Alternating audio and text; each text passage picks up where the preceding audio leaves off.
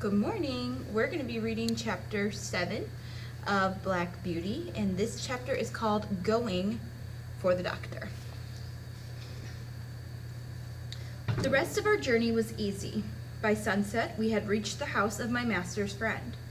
We were taken into a clean, snug stable. A kind coachman there made us very comfortable. He had already heard about James's bravery. "One thing is very clear, young man," he said. "Your horses know who they can trust. It is one of the hardest things in the world to get horses out of a stable when there is either a fire or a flood. I don't know why they won't come out, but they won't." We stayed 3 days at this place and then headed for home. We were glad to be in our own stable again, and John was glad to see us all as well. Later, I heard John talking to James about who would replace him. "Little Joe Green," James said. "He's a child and such a little fellow." "He's 14 and a half, said John. "Yes, he is small, but he is kind too, and his father thinks it is a wonderful chance for him." John made it sound like a great idea. "You are a good man," said James. "I only hope I can be like you someday." "My life has not always been this good, James. When I was just as old as Joe Green, my parents died of the fever. The master took me into the stable, and Norman the coachman was told to teach me. Norman could have told the master that I was too young to help.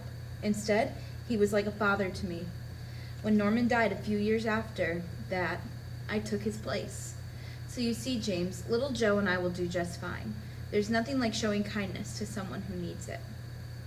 "You have been my best friend," said James. "I hope you won't forget me." The next day, Joe came to the stable to learn all he could before James left. He learned to sweep the stable, bring in straw and hay, clean a harness, and wash the carriages. At last a day came when James had to leave us. He was not his usual cheerful self, but John gave him a smile. "You will make new friends, James, and you will be good at your job." John's words cheered James up. He left us with a wave and a slight smile. Merrylegs cried for several days. Each morning, as Ginger and I trotted and galloped, John talked Merrylegs into better spirits. In the end, we felt better about James leaving. We would grow to love Joe just as well.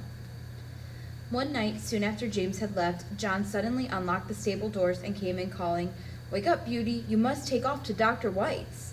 John took me quickly to the main house, where the squire stood with a lamp in his hand.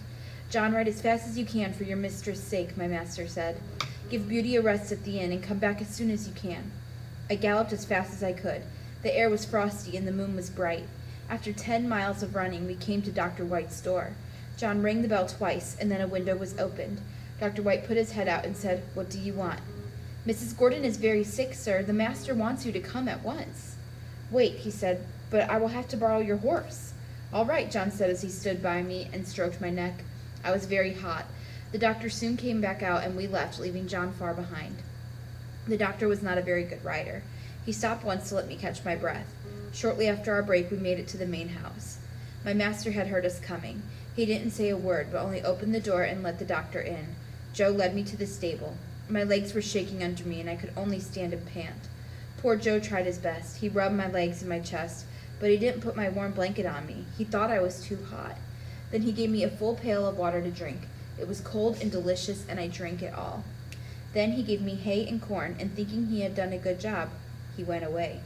I grew very cold, and I ached all over. Oh, how I wished for my warm, thick blanket as I stood and trembled. I wished for John, but he had 10 miles to walk, so I tried to sleep. After a long while, I heard John at the door.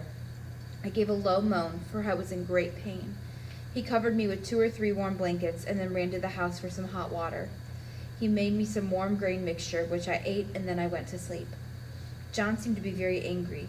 I heard him say to himself, "Stupid boy, no blanket put on, and water too cold." Even so, I knew Joe had done his best. I was very sick now. An infection had attacked my lungs, and I couldn't take a breath without pain. I do not know how long I was ill. Mr. Bond, the horse doctor, came every day. One day he bled me. John held a pail for the blood. I felt very faint after it and thought I would die, and I believe they all thought so too. Ginger and Merrylegs had moved into the other stable so that I might have some quiet. The fever had made me very quick of hearing. Any little noise seemed quite loud, and I could detect everyone's footsteps going to and from the house. I knew everything that was going on. John would get up 2 or 3 times a night to come to me. My master visited too. "My poor Beauty," he said, "you are such a good horse. You saved your mistress's life." I was very glad to hear that. It seemed the doctor had said that if my mistress had gone longer without medicine, she would have died. One night, Tom Green, Joe's father, came to help John give me my medicine. Then they sat down nearby to talk. "I wish you would say a kind word to Joe," the older man said. "He says he knows it was his fault, though he did the very best he could."